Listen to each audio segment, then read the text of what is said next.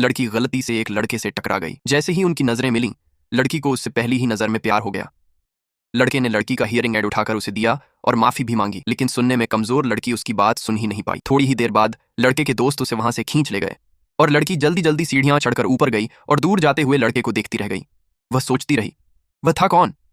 पल भर में 8 साल बीत गए और लड़की अब अपना खुद का फूलों का दुकान चलाने लगी थी। एक दिन एक आदमी दुकान में दाखिल हुआ और उसकी मेज पर रखी लैंप जला दी। लड़की ने उसे देखते ही पहचान लिया। वह वही लड़का था, 8 साल पहले वाला। आदमी ने कहा कि उसे सफेद गुलाबों का एक गुलदस्ता चाहिए। लड़की तुरंत फूल सजाने लगी।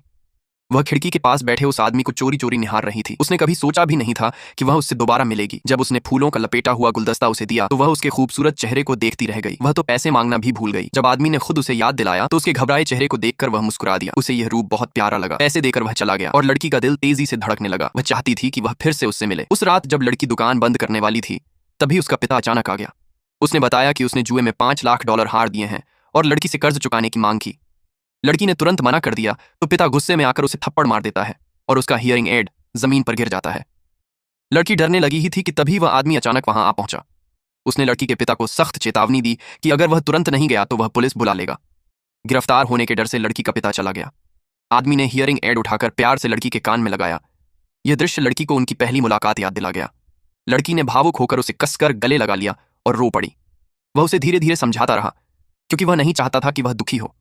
उसने लड़की को घर छोड़ा और कार से उतरने से पहले दोनों ने एक दूसरे का कांटेक्ट भी ले लिया। घर पहुंचने के बाद भी वह लड़की से फोन पर बातें करता रहा। उसकी दादी अक्सर उसके लिए रिश्ते लाती थीं, जिन्हें वह हमेशा ठुकरा देता था।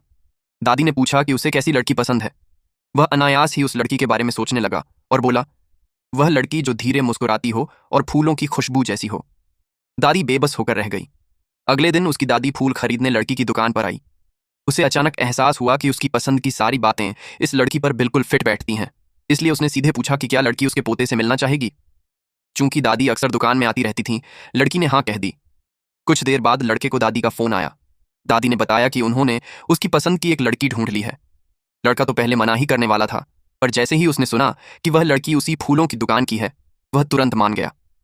रेस्टोरेंट में वह घबराहट के साथ बैठा लड़की का इंतजार कर रहा था। लेकिन जैसे ही लड़की वहां पहुंची, उसकी नजर एक ऐसे सहपाठी पर पड़ी जिसने कभी उसे पसंद किया था।